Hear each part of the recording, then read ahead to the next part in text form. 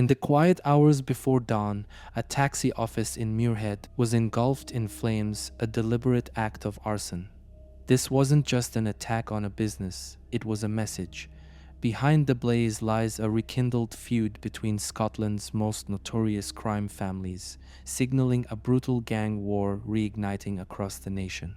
In today's video, we're diving deep into a gangland conflict that's been simmering beneath the surface of Scotland for years, one that just erupted into flames. We'll unpack the firebombing of a taxi company in Muirhead, not as an isolated crime, but as a warning shot in a much larger war. You'll learn who's allegedly behind it, figures tied to some of Scotland's most feared crime families, and why this isn't just about turf or money. There's a shadowy deal gone wrong, international players hiding in plain sight, and a police force scrambling to keep up as arrests mount. And the scariest part, officials believe this is only the beginning. On May 8, 2025, in the early morning hours, flames tore through the Deuce Private Hire taxi office in Muirhead, just outside of Glasgow. The building was heavily damaged, and witnesses reported hearing a loud bang before the fire erupted. Police quickly confirmed that the blaze was intentional, an act of targeted arson. No one was injured, but the message was clear. This wasn't just vandalism, it was part of something bigger. Investigators believe this attack is connected to an ongoing underworld feud, making it one in a series of recent retaliatory strikes in the area. And according to local sources, this wasn't the first time fire had been used as a weapon. A taxi company might seem like an unusual target, but in Scotland's gangland circles, it's anything but. These businesses often serve as more than just transportation hubs. They're gathering points, cash-heavy operations, and sometimes fronts for larger street-level influence. Deuce Private Hire wasn't just a random pick, it was symbolic. A visible public business linked to a local network with deep roots in the community. Hitting it sends a loud message without drawing as much attention as a direct attack on a person. And it fits a pattern. Previous incidents across Glasgow and Edinburgh have seen similar businesses targeted through arson, vandalism, or intimidation. In this underworld, taxi firms represent power, territory, and loyalty. Burning one down isn't just destruction, it's a declaration. The Daniel crime clan is one of the most infamous organized crime families in Scotland, with the roots tracing back to Glasgow's East End. Known for their influence over drug distribution, protection rackets, and violent enforcement tactics, the Daniels have built a reputation for control, secrecy, and ruthless retaliation. Over the years, they've been linked to numerous high-profile cases, including shootings, firebombings, and long-running feuds with rival gangs.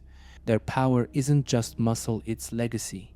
Generations of connections, from street-level enforcers to white-collar operators, have helped shield the clan from law enforcement while keeping rivals in check. The Daniels are often described as a silent authority in parts of Glasgow, where their presence is felt but rarely spoken about. And when that silence is broken, like with the Muirhead fire, the message is unmistakable. Someone's challenging their grip.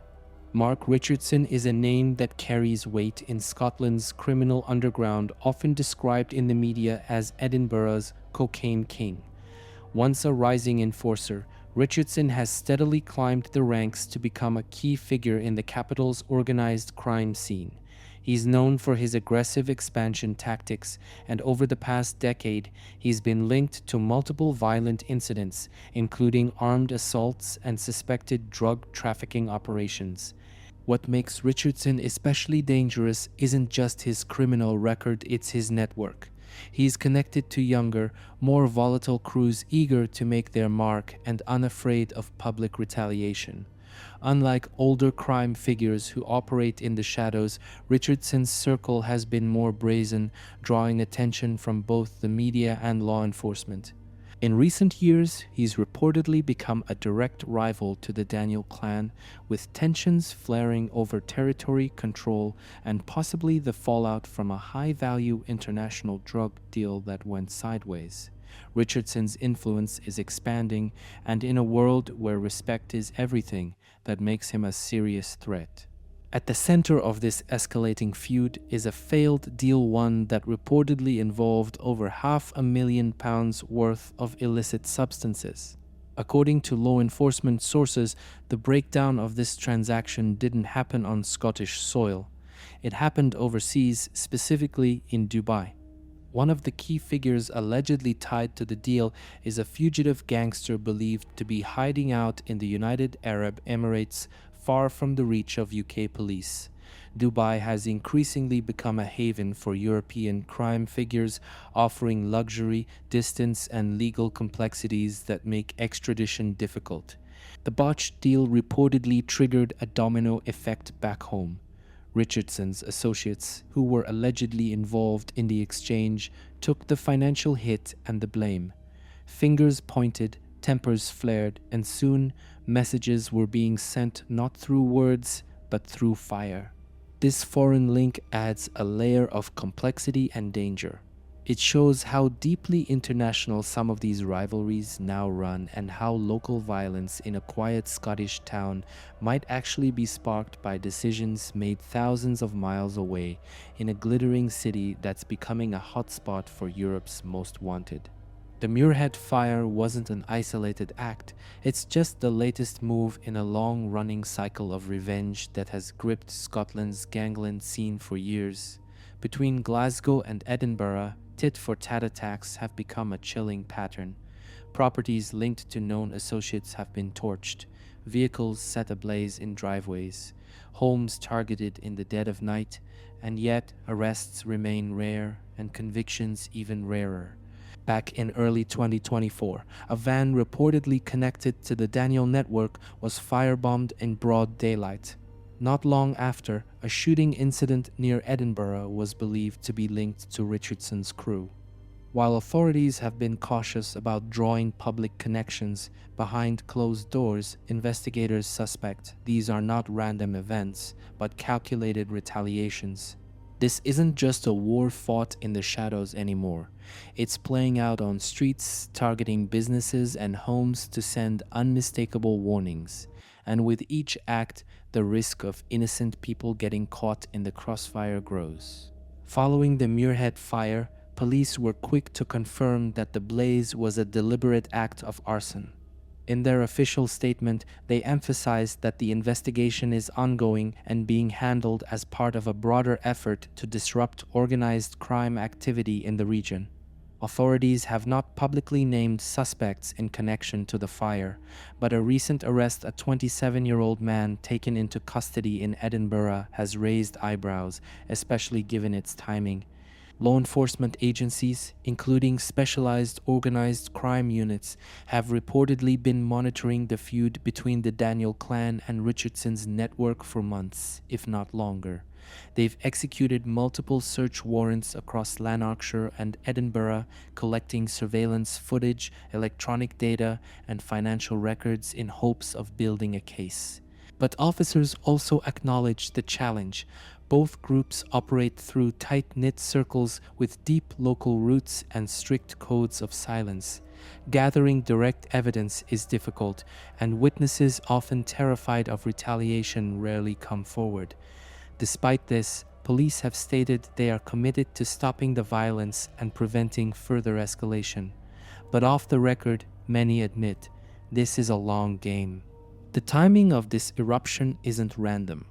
Beneath the surface, tensions between the Daniel clan and Mark Richardson's network have been brewing for years, but several recent shifts may have pushed things to the edge.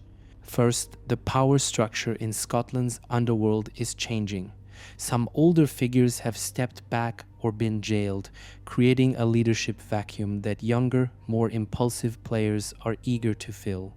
These newer faces aren't just looking to hold territory. They want to prove dominance fast and often with public displays of violence. Second, pressure from law enforcement has been mounting. A string of arrests, seizures, and surveillance operations over the past 18 months has disrupted cash flow, increased paranoia, and triggered infighting within these networks. When gangs are under pressure, they tend to lash out not just at rivals, but at perceived traitors or weak links. And finally, there's the international angle. With some players operating abroad, particularly in Dubai, coordination has become more complicated. Deals can fall apart, trust can erode, and a single bad decision like the one that reportedly triggered this feud can lead to a chain reaction of violence on home soil. So why now? Because the balance of power is shifting, and whenever that happens in the underworld, chaos tends to follow. In the world of organized crime, words are rarely used when a message needs to be sent. Instead, violence becomes the language, and every act is carefully chosen for its symbolism. A firebombing isn't just destruction, it's communication. It tells the target and everyone watching that someone has crossed a line. When a taxi firm like Deuce Private Hire is torched, it's not about profit loss. It's a public humiliation, a warning, and a declaration all in one. The location, the method, even the timing, early morning when visibility is high but risk to people is low, all of it is calculated. These groups know exactly how to make a statement without speaking a word. Sometimes it's a torched vehicle. Other times it's a brick through a window or a silent visit to a family member. These acts are part of an old, unwritten code meant to intimidate, to reassert control, and to provoke a response. And that's what makes these feuds so dangerous. Each message demands an answer, and the longer the feud goes on, the louder those answers tend to get. For the people living in Muirhead and the greater Glasgow area, the recent fire didn't just damage a taxi office, it shattered the illusion of safety. Overnight, a quiet community became the backdrop to an underworld conflict with very real consequences.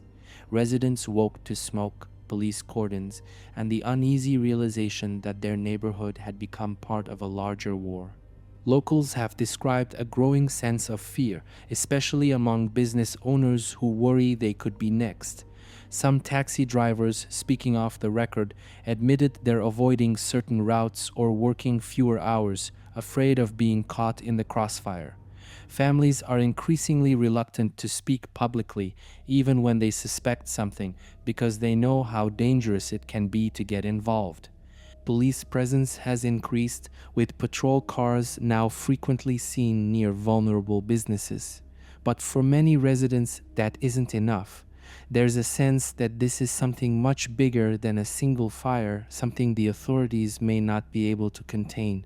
In communities like Muirhead, people don't just fear violence, they fear silence, because silence means the people behind the violence still have power. When the fire at Deuce Private Hire first hit the headlines, mainstream media outlets framed it as a shocking but isolated incident, just another arson case in a quiet Scottish town. Local papers ran images of the charred storefront, quoted brief police statements, and moved on. Most didn't dig deeper. What they missed or chose not to highlight was the bigger picture. This wasn't just a fire. It fit a pattern that's been unfolding for years. Targeted attacks on businesses linked to known figures in Scotland's organised crime network. Similar incidents had already happened in both Glasgow and Edinburgh, but because they're spaced out and rarely acknowledged as connected, the media treats each one like a standalone event. Very few outlets mentioned the names Daniel or Richardson. Even fewer hinted at the Dubai link or the rumored fallout from a major criminal transaction. For the general public, this means the story feels like a fluke until the next one happens. But for those paying attention, it's clear. The media might be reporting on the flames, but they're missing the firestorm underneath. What's happening behind the scenes is far more extensive than a single act of arson. This is a large-scale, ongoing operation involving multiple organized crime groups spanning several regions and reaching beyond the borders of Scotland. So far, at least 20 arrests have been made in connection to related incidents. Search warrants have been executed across Lanarkshire, Edinburgh, and other areas suspected of housing key players or stash locations. Police forces have mobilized specialized units, including organized crime task forces and cyber surveillance teams, to monitor digital communication and financial movements. Authorities are tracking encrypted messaging apps, burner phones, and shell businesses that might be used for laundering illicit proceeds. Surveillance operations are in place, some using drones or unmarked vehicles, especially near businesses known to have links to either the Daniel clan or Richardson's network. And yet, despite the scale of law enforcement's efforts, many of the key figures remain elusive. Some are believed to be operating from outside the UK, Dubai, Spain, even Turkey, while others stay hidden behind layers of trusted intermediaries. This isn't just a street war. It's a well-organized, multinational network flexing its reach and testing how far it can go before someone forces it to stop. To truly understand how this feud exploded into public view, you have to go back. The tension between the Daniel clan and Mark Richardson's network didn't start overnight. It's been building for years, quietly and methodically. 2021-2022. Minor skirmishes begin, reports of intimidation, vandalism, and suspected surveillance of properties linked to both groups. Police note an uptick in low-level incidents, but nothing connects clearly on paper. Mid-2023, things heat up. A van allegedly tied to a Daniel associate is set on fire in a residential area. Days later, a known Richardson contact is assaulted outside a bar in Edinburgh. Neither case results in charges, but both spark whispers on the street. Late 2023, a failed international deal rumored to involve upwards of £500,000 in narcotics collapses, allegedly due to interference by one side. Trust shatters, accusations fly, retaliation becomes inevitable. Early 2024, a home in Lanarkshire is attacked, and unverified reports claim it was meant as a warning to a family member of someone involved in the failed deal. The message: this is personal now. May 2025, the fire at Deuce Private Hire, a full public spectacle. And for the first time, the media and authorities are forced to acknowledge the scale of the problem. Each act escalated the stakes, turning quiet hostility into an active war. What began in whispers has now burst into flames, and there's no sign it's slowing down. Faced with a rising wave of violence, law enforcement is deploying a multi-pronged approach, but the challenges are steep. Police in both Glasgow and Edinburgh are working with national organized crime units, focusing on surveillance, intelligence gathering, and financial tracking. Their goal: follow the money, intercept communications, and isolate the key decision makers behind these retaliatory strikes. But this isn't a typical criminal investigation. These networks operate in silence, often through trusted family members and long-time associates. Witness cooperation is almost non-existent. Fear of retaliation runs deep. Most residents, even if they suspect something, stay quiet. Authorities are also hampered by jurisdictional gaps, with some suspects reportedly operating from Dubai or elsewhere abroad. Extradition becomes legally complicated and painfully slow. The use of encrypted apps, burner devices, and cash-based transactions adds another layer of protection for these groups, allowing them to coordinate operations while staying hidden. Despite these obstacles, police continue to pursue leads. Raids have resulted in weapons seizures and arrests, and ongoing operations are targeting known gathering spots, warehouses, and businesses believed to be fronts. But officers know they're playing catch-up. As one source put it, these groups are always 2 moves ahead, and they don't wait for permission to act. While the headlines focus on gang names and criminal empires, the people paying the highest price aren't in the spotlight. They're the civilians caught in the crossfire. In towns like Muirhead, fear has seeped into everyday life. Families live near targeted businesses, drive past scorched buildings, and wonder if they're next. Local business owners are now thinking twice before renewing leases or investing in storefronts, especially if they suspect their neighbors have ties to certain names. Some taxi drivers are considering leaving the trade altogether, worried that even being parked in the wrong place could make them a target. Others speak of unspoken rules where to go, who to avoid, and what not to ask. Parents are pulling their kids off the streets earlier. Teenagers are warned not to talk to strangers. For these communities, it's not just about crime, it's about survival. They're forced to live between the silence of fear and the noise of retaliation.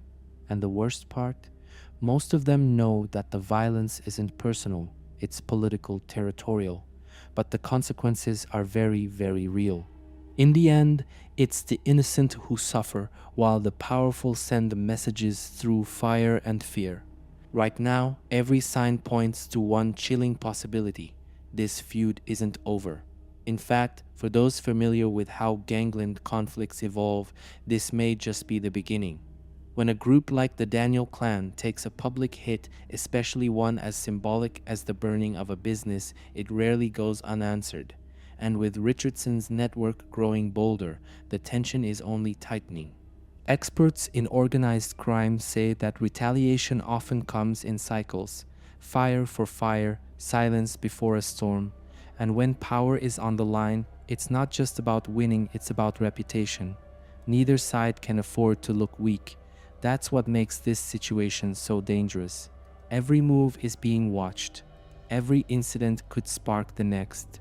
Law enforcement is on high alert, but they also know they can't be everywhere.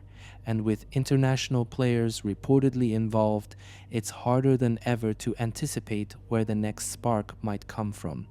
Could it be another arson, a calculated property hit, or something more public? The only certainty right now is uncertainty. In Scotland's criminal underworld, peace doesn't come quietly. It comes when one side backs down or gets taken out, and no one's backing down yet. This isn't just a story about a burned taxi office. It's a glimpse into a hidden world that runs parallel to everyday life, where influence is enforced with silence, loyalty is bought with fear, and justice is always one step behind. What happened in Muirhead is part of a much larger pattern.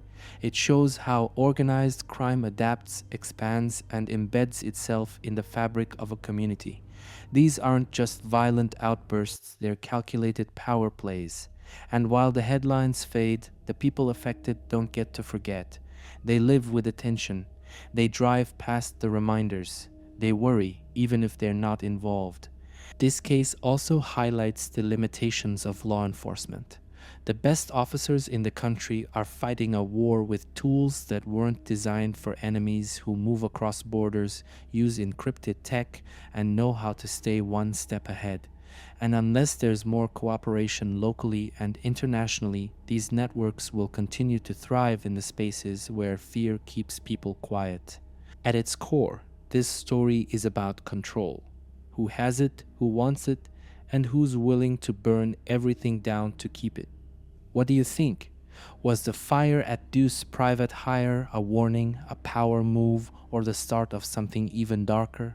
Let me know in the comments. I read every single one, and I want to hear your theories. If you found this breakdown compelling, don't forget to like the video. It helps more people see stories that often get buried. And if you want more true crime stories with depth, context, and real-world stakes, hit that subscribe button and turn on notifications. Next week, we'll be covering a case that eerily mirrors this one: another business burned, another silence broken, and a name most of you haven't heard yet. Thanks for watching. Stay sharp, stay safe, and remember, some fires aren't meant to destroy, they're meant to warn.